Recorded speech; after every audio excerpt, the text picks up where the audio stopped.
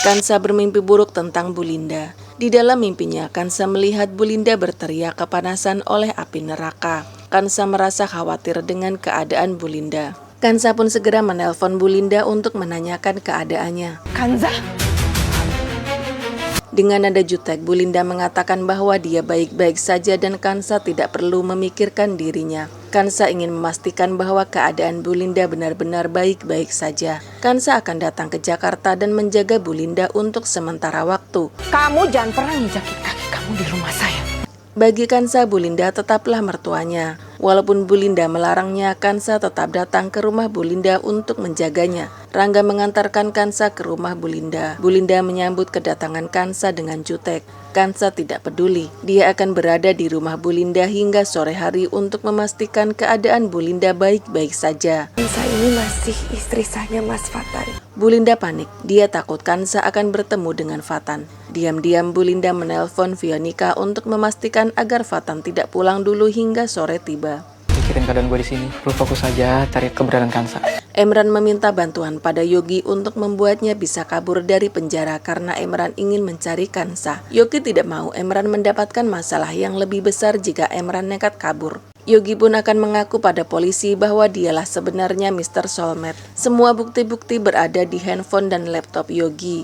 Polisi pasti akan langsung percaya bahwa Yogi adalah memang Mr. Soulmate. Emran tidak tega jika Yogi menggantikan posisinya di dalam penjara. Tetapi Yogi mengatakan bahwa dia ikhlas melakukan apapun demi Emran.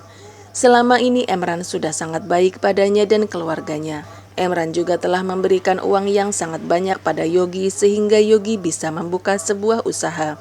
Oleh karena itu Yogi ingin membalas semua kebaikan Emran. Emran terharu. Sebelum pergi, Emran memeluk Yogi dengan erat. Dia berjanji kalau dia akan mencari pengacara terbaik untuk membantu Yogi keluar dari penjara. Nyawa harus dibayar, nyawa. Ketika pulang dari rumah sakit, mobil Fatan dihadang oleh ibu-ibu yang suaminya meninggal di rumah sakit Mitra Health. Ibu-ibu itu merasa dendam pada Fatan karena Fatan tidak bisa menyelamatkan nyawa suaminya. Bersama dengan anak buahnya, ibu-ibu itu ingin membalaskan dendamnya pada Fatan.